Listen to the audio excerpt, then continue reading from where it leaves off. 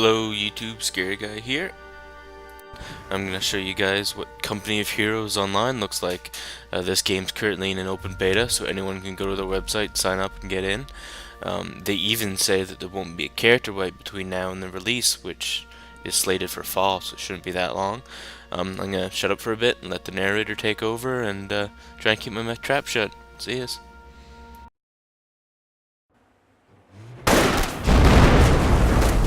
Incoming!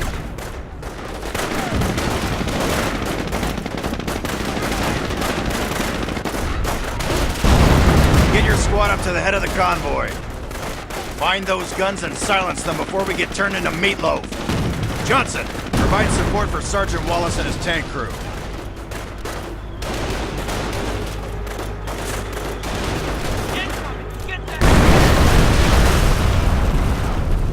Shit, Sherman's down! Get your ass moving! Second squad, assault the right flank! Listen up. The Germans have a small battery of guns shelling Allied forces. Abel, your job is to silence them. The Kraut's guns are located here, across the river. As you head towards the guns, watch for enemy patrols. Expect resistance and light armor. The Germans will have significant entrenchments. After the guns are destroyed, capture this point. The Germans will be sure to counterattack. Hold your ground. Good luck. This mission is the first one in basic training. That basically introduces you to the game, how to use movement keys and whatnot. It's pretty standard, you know, you're gonna know that right click and move stuff. It's not that big of a deal. Nothing, you know, drastically different in this game for controls. One thing, the graphics aren't amazing, which you shouldn't really expect them to be. It is a free-to-play game, which is nice.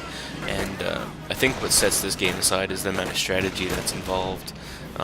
There's so little details that will change the course of the battle, and so, you know, taking cover, picking up machine guns, picking up different weaponries, how you move your units, how you split your units up. I can see this game, you know, wasting a lot of hours for me. If people don't show up for raids and WoW, or the server's down for whatever reason, I'm gonna be on this thing. It is pretty sweet, and it does have a microtransaction store. I don't think it's up yet, so I'm not quite sure what they're going to be selling on it. But it's a lot like League of Legends. You know, you level up your commander in this case, and your commander has certain abilities. You can pick airborne, or you can pick armored, or you can pick infantry for the Americans, and the Germans have similar ones. And you can pick those two different races as well, or the two different commander types. So, as you can see, this guy was getting annoying because I couldn't hit him, so I just ran up in his face and shot him. Sometimes these guys aim, it's just freaking terrible. MG-42! Damn it, they're pinned! Covering fire, Abel! Down some of our men, so we're gonna go save them. Let's go. Like that MG, grenade! So you do get grenades, and you get other abilities as you advance in the game. Like I said, this is the very first basic training mission that just shows you what it looks like, and I just wanted to give you guys a general idea of what the game looks like and what you have to look out for. Hopefully later I'll do some campaign missions and probably some multiplayer games. I tried to jump into a multiplayer game and got my butt whooped, so I didn't quite know what was going on yet. But I just did download the game, so I'll learn it there quickly. The multiplayer, it's kind of control point based, but the control points are, some of them give you manpower, which more manpower, the more men you can train. Some of them give you munitions, which is ammo and special abilities. Grenades cost munitions, and the other one is fuel for tanks and other things. So you grab these different control points, and the currency comes in at different times, and you get to use it. See there, I had two well-placed grenades and definitely saved my butt. This game definitely won't be just a numbers game of, you know, who has the biggest army. If you have tons of infantry going against a tank squadron, if you have rocket launchers, anti-tank mines, and if you have tons of cover, you know, it completely changes the way the game goes. So you can see they got an armored track tank with a big huge gun in the back. But I'm running to cover, hopefully stay in cover.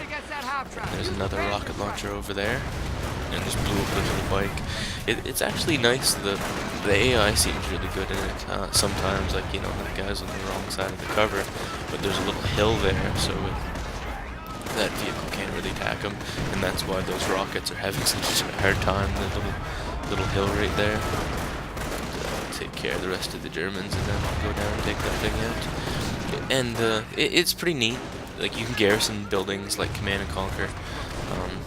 There's a few similarities to Command and Conquer, but not that much. The good Command and Conquer, I must say, the older ones. Like, if you hit a tank in the rear, its rear armor gets damaged, and if you hit it in the front with like a sticky grenade, and it's cool, the animation for sticky grenades is like the old ones you see in World War II. They take C4 or whatever the explosive was, stuffed in their sock, dip it in oil, huck it in the back of the tank, and you can blow up their main gun, or you can blow up the machine guns, you can blow up their tracks. So I mean, if you don't have the firepower to take out a tank, take out its tracks, and it can't follow you. So it's kind of useless. You just run by it. And also you can run really close to them, so none of their weapons can attack you. There's infinite strategy I see for this game, which is definitely nice. You can see just hucked a grenade over that building and took out all those guys. It's sitting there at a distance shooting this artillery gun. I was actually quite surprised. You know, most of the time you see free-to-play games, and you know, sometimes they're good, sometimes you can play them for an hour and you get bored, but this one definitely seems worthy. I mean, it's free to play. You can't really complain about much when the game's free and it's fun. I guess that's all that matters, right? So this introduces you to the control point. That's one of the control points you gotta take and then guard it. So you just run over to it, and the more units you have, the faster it takes it, which is nice. Some of them in the game, they take forever. If you only have 1 or 2 units, they take forever to capture. And there's these dugout trenches, so once this caps, I'll go hide in the trenches. Victory point secured.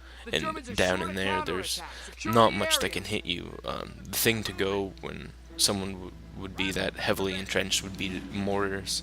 But the mortars are so random, they're so inaccurate that even with mortars, you're not guaranteed. Some of the campaign missions I found, I just massed 4 or 5 mortar teams and just sat there and waited like, you know, 10-15 minutes so they softened up the enemy defenses and then went in. And I mean, you can send one team up the middle, one team up the side, one team up another side, sneak in a sniper, you know, go with a fast moving vehicle. It's definitely nice. They worked out the strategies and everything for it really good. Buildings are destructible, a lot of things are destructible. A lot of people online are saying the Americans are a little OP. I haven't really found that, I guess, because I've been playing the Americans. So I might try playing the Germans and see how it goes. It's just like, you know, GIs versus like Russian conscripts.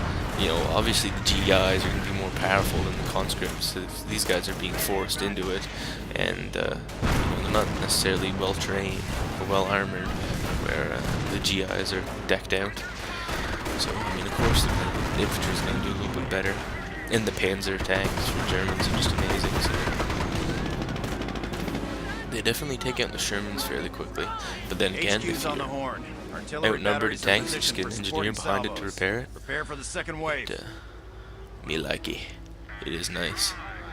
It's one of those thinking games, which seems pretty cool. You can draw enemies out, draw enemies into a choke point. One mission, it was all about taking out this armored convoy, and what I did is I sandbagged off the other routes, and I put tons of mines in the middle route, and I put the mines in a certain pattern, so the first guy runs into the mines and takes damage, he's going to obviously try and go around the road, so I mined in the road, on the sides, put sandbags to make people go certain ways, and then entrenched my troops and some mortars behind them and take them out. I mean, you can take out larger groups with small groups. It's a nice game. Urge you guys to check it out. Anyway, that's the end of basic training. Go to just Google Company Heroes Online. You can go sign up for the free beta. It, like I said, definitely worth it, seeing how it's free, and it's a fun game.